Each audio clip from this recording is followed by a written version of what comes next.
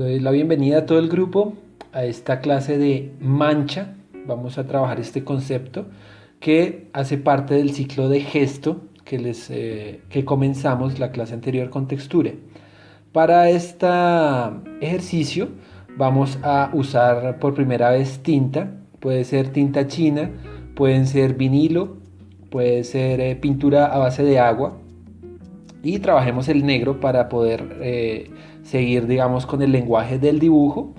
La idea es que pues creemos varios tonos de negro, ¿sí? Varios grises. Esto pues depende básicamente de la cantidad de agua que coloquemos. Y vamos a trabajar el concepto de mancha, como les había hablado. La mancha es bastante aleatoria, ¿sí? La mancha es difícil de controlar. Es otro recurso más que tenemos al momento de dibujar.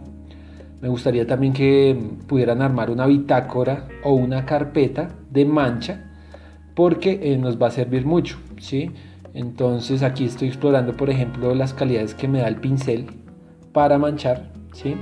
No hay solo una forma de usar el pincel, hay que descubrir todas las posibilidades para usar el pincel. Plano, arriba, abajo, de lado, con la cola del pincel también podemos dibujar, podemos manchar. Entonces la mancha tiene que ver mucho con la abstracción y es la primera vez que empezamos a tocar a bordear este término, digamos, que es tan importante.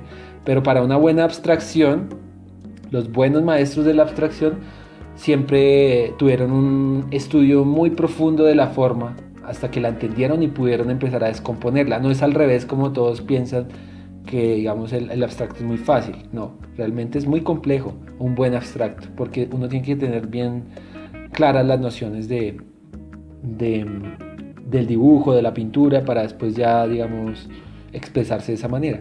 La mancha, como la estoy trabajando aquí, la podemos trabajar en varias tonalidades, es decir, con tinta casi pura, tinta muy aguada. Eso hace que nos dé mucha riqueza visual el dibujo, que se enriquezca mucho y que a partir de capas de manchas podamos ir creando toda una atmósfera, ¿sí? Interesante. Podemos usar mancha como les comentaba en el ejercicio de textura, la podemos usar por ejemplo para trabajar los fondos, ¿sí? Queremos un fondo expresivo para algún tipo de idea que tenemos. Entonces, al identificar los tipos de mancha y al aprender a manejarlos, se convierten en un recurso, como les decía, para que nosotros también le demos solución a cualquier tipo de creación artística, ¿no? Aquí digamos que tiene que ver mucho también un poco con la expresión, con el gesto, ¿sí? Como no todos tenemos la misma forma de manchar ni de coger un pincel, ¿sí?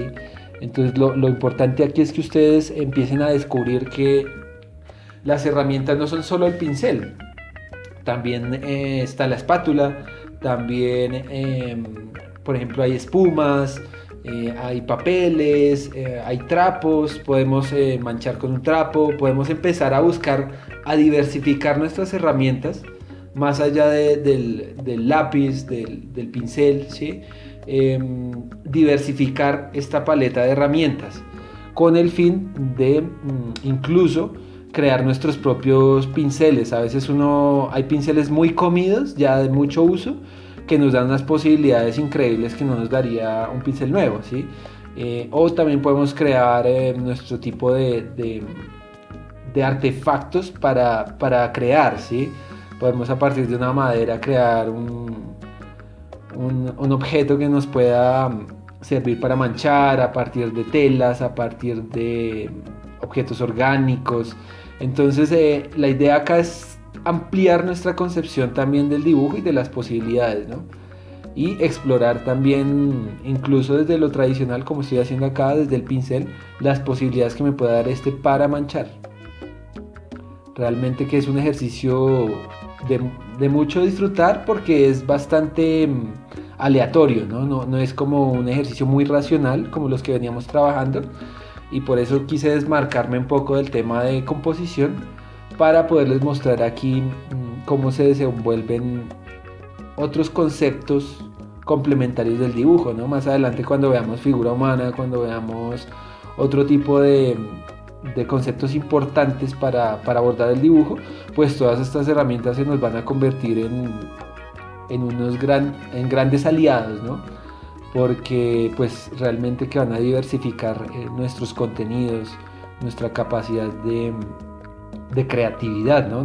También la idea es retarnos y como les digo, crear manchas con diferentes instrumentos. Ustedes en la casa pueden ver a ver de dónde sacan, de dónde se pueden inventar para manchar, y así digamos que van ampliando la paleta de posibilidades que tienen para la creación, en este caso bidimensional, ¿no? Entonces es importante trabajarla acromático, es decir, en blanco y en negro, para pues poder entender bien el principio. Ya cuando trabajemos pintura vamos a manchar, vamos a explorar, vamos a trabajar formatos mucho más grandes donde la mancha es mucho más suelta, ¿no? Y realmente que a veces vemos trabajos de artistas que pareciese que fueran hechos muy velozmente, pero realmente son muy concienzudos, hechos muy concienzudamente, a partir de, por ejemplo, de manchas controladas o dependiendo de los intereses de cada artista en su creación, ¿no? Pero realmente podemos jugar también con la gravedad, como estoy haciendo aquí en este momento, incluso poner más cantidad de pintura, dejar regar. Les recomiendo que vean a Pollock también, al artista norteamericano Jackson Pollock, que trabaja mucho el dripping o el goteo. Esta es una forma de mancha, pues él realmente el que lo convirtió en su estilo, y lo explora de muchas maneras, ¿no? Entonces, importante también verlo como referente de mancha. Y hay muchos otros artistas, William de Kooning, los expresionistas usaron mucho la mancha y realmente que puede funcionar mucho para darle fluidez y frescura a nuestro trabajo. La idea es que seamos más frescos en la creación.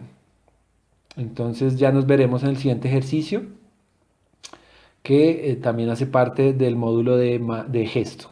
Entonces disfruten y ya nos vemos.